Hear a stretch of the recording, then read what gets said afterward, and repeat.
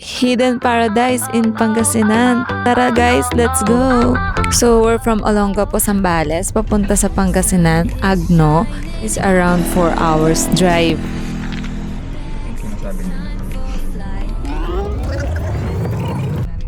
Sobrang perfect neto for family, for couples, and sobrang ganda ng view. So ginawa ko tong video na to kasi sobrang love ko yung place and gusto kong i-share sa inyo kung gaano siya kaganda. So ngayon pupunta na kami sa reception.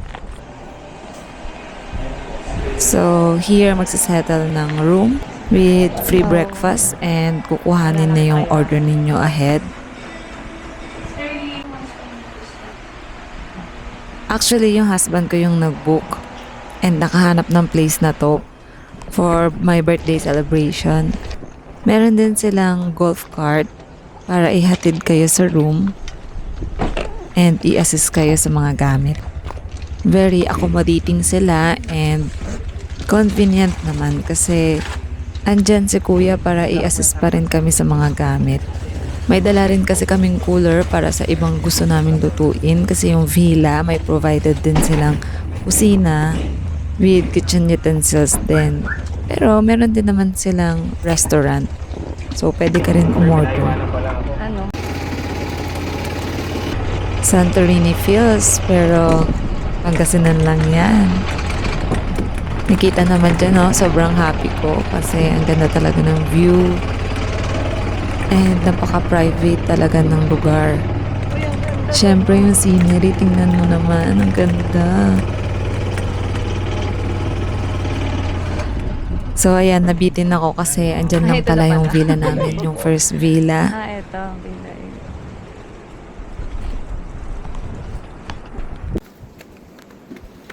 O, diba yung akyat ko, very excited. Halos din ako nakapag-bit-bit, sobrang excited ko. So, ayan yung pool with that view. Diba? Sobrang ganda.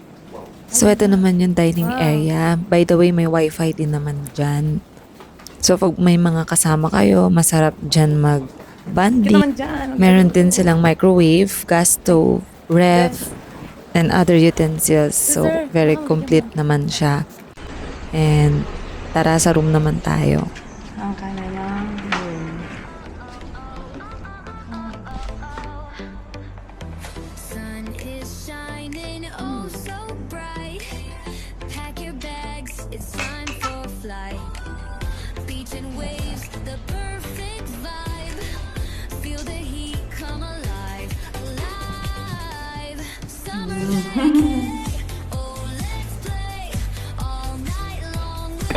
Pero sila naman. Oo, tapos tatanaw ka nila. Wow, ganda. Parang malalim to. Sobrang nakaka-inlove yung view. Kaya hanggang ngayon, habang pinapanood ko to, kinikilig pa rin ako.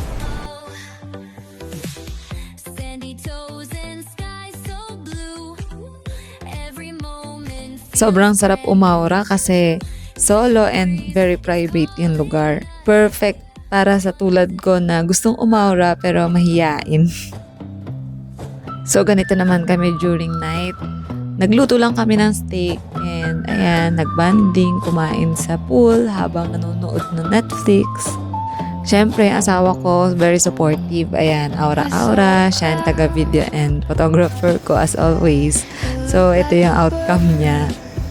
By the way, yung floating basket na yan, kasama rin yan dito sa villa. So, anytime pwede nyo siyang gamitin.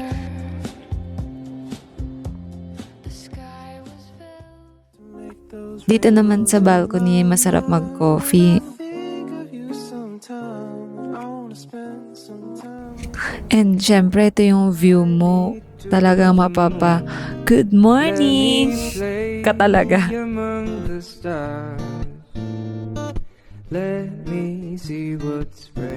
Here's our breakfast included din pala. So, syempre, sinulit na namin yung floating basket.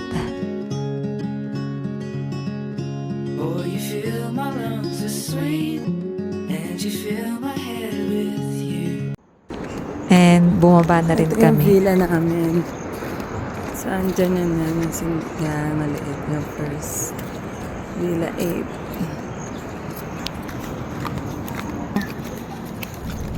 Sobrang ganda rin dito sa baba kasi malapit access siya sa beach. So, ayan yung overall view Swimming pool niya. namin sobrang lalim. Ilang feet ba yun, no? Ah, Yun sa pag-ibig private. ko siya mga 5'8 siguro. 5 feet, no? Hindi lang. More than that. I did it more. Yan. Meron silang 5 villas ba? Oo. Or- Tapos yung pang 5 Single. para sa ano? Sa mga- single. Ay, couple for 2 person. Tapos may beach. So, yung beach na yun, Umbrella Rock daw yung tawag doon. So, yun daw yung kilala dito sa Agno, Pangasinan. So, ang sarap din umawra dyan, opak. Sulitin na while wala naman tao. Kaya yung asawa ko may pa-drone. O, di ba? Kasi solo naman namin. Nabook nga pala namin tong villa na to for 13,000 pesos per night. For 2 person with breakfast included. And I must say na sobrang sulit and yung total experience is one of the best. You can visit their Facebook page and make sure nyo lang na ito yung visit nyong page kasi marami na ngayong scammer. And you can call their number then. That's it. Sharing is caring. Thank you. Bye.